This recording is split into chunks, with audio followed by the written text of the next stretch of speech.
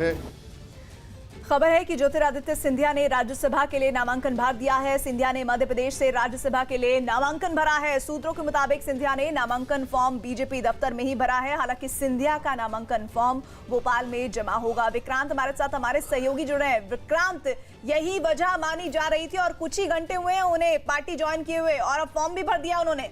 बिल्कुल, बीजेपी दफ्तर में जो हमें सूत्रों से जानकारी मिल रही है, उन्होंने राज्यसभा का उनको वहां पर नेताओं के साथ जो बैठे करीब 1.5 घंटे के करीब वो ज्वाइनिंग के बाद बीजेपी दफ्तर में रहे, तो उस दौरान फॉर्म भी भरा। हालांकि ये फॉर्म भोपाल में ही जमा कराना पड़ेगा, लेकिन ये बात पहले से ही तय थी कि बीजेपी उन्हें अपना राज्यसभा सदस्य बनाएगी। और 2 लोगों को, क्योंकि पहले ये कहा जा रहा था कि बीजेपी के पास एक ही सीट कंफर्म है, लेकिन जिस तरीके से समीकरण बदल रहे हैं, बीजेपी को अब ये लग रहा है कि 2 सदस्य उसके मध्य प्रदेश से जा सकते हैं। तो एक सीट पहले से ही कंफर्म थी कि ज्योतिरादित्य सिंधिया को दी जाएगी और वो बात अब लगभग साफ होते हुए दिखाई दे रही है।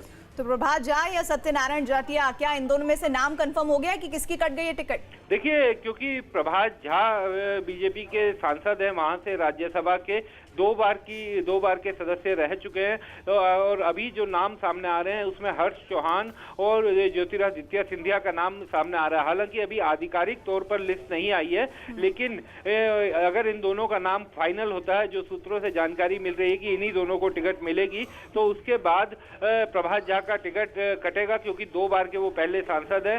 पार्टी उन्हें अगर इन दोनों के नाम पर ही मोहर लगाती है और आधिकारिक लिस्ट में भी इन दोनों का नाम आता है, तो उनकी टिकट काटी जाएगी। जी, शुक्रिया। जहां एक तरफ ज्योतिरादित्य सिंधिया बीजेपी में शामिल हो गए हैं, तो वहीं दूसरी तरफ कांग्रेस को अब भी भरोसा है कि वो एमपी में कमलनाथ की सरकार को बचा लेंगे। एमपी कांग्रेस के बड़े नेता सज्जन सिंह वर्मा, जीतू पटवारी और जयवर्धन सिंह का दावा है कि सरकार को कोई खतरा नहीं है। जीतू पटवारी, आपसे बात करूंगा सर। आप तो बड़े बहुत दिनों से अपने विधायकों को साथ रखने की उसमें लगे हुए थे, तो ये विधायक अब आपके सारे साथ हो लिए? 100% लोग, एक कांग्रेस का विधायक जो यहाँ है वो भी और जो बाहर है वो भी कांग्रेस के साथ है, था और रहेगा। और सरकार भारी बहुमत से, ये बीजेपी को जो तमाचा पड़ेगा लोकतंत्र की हत्या करने का समय बताएगा, तब बात। 19 विधायक लोकतंत्र की हत्या की बात कही आपने, 19 आपकी है, प्रदेश आपका है, 19 विधायक जो बंगलौर में बैठे हैं, क्या उनसे संपर्क है आपकी पार्टी का? मैं मानता हूँ कि जिसको कांग्रेस ने चुना है, कांग्रेस के पंजे पे, विचार पे, बीजेपी के अगेंस्ट, विचारधारा के अगेंस्ट चुन के आया है, वो किसी प्रलोभन में बिना आए। जितनी बड़ी बीजेपी ने, नरेंद्र मोदी ने, अमित शाह ने, जो ये यहाँ के लोग हैं मध्य प्रदेश के, तो प्यादे सिद्ध हो गए हैं। अब वो लगे हैं, उनको भी ये कमलनाथ है, हरा के मानेंगे। हमारे साथ इस वक्त है जयवर्धन सिंह, जो कि साथ में आप भी बेंगलोर जा रहे हैं।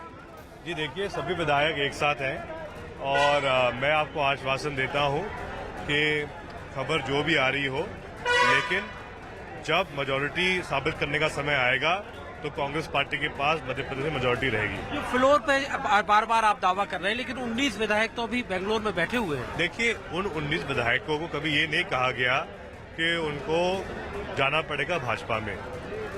वो विधायक ऐसे विधायक हैं जिन्होंने जन्म लेने के बाद से वो कांग्रेस में रहे हैं, तो ऐसे वो अभी पार्टी को नहीं छोड़ेंगे। मुझे पूरा विश्वास है कि वो भी कांग्रेस के साथ में रहेंगे। आप खुद एक पार्टी के युवा नेता हैं और ज्योतिरादित्य सिंधिया मध्य प्रदेश में युवाओं के एक बड़े नेता, कांग्रेस के मध्य प्रदेश ही पूरे देश में माने जाते थे, वो बीजेपी में गए।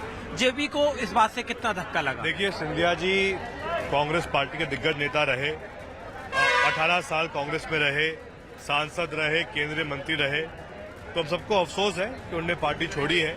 अब ऐसा क्या कारण रहा, क्यों उन्होंने छोड़ा, ये मैं कह नहीं सकता हूँ, लेकिन मैं इतना कह सकता हूँ कि जो उनको सम्मान कांग्रेस पार्टी में मिला, शायद कभी ऐसा भविष्य में नहीं मिलेगा। अपील करेंगे आप एक बार फिर ज्योतिरादित्य से कि आओ, वापस आओ, घर वापस आओ? हम सबने अपील की है, लेकिन जो स्थिति लग रही है कि शायद वो उन्हें मन बना लिया है।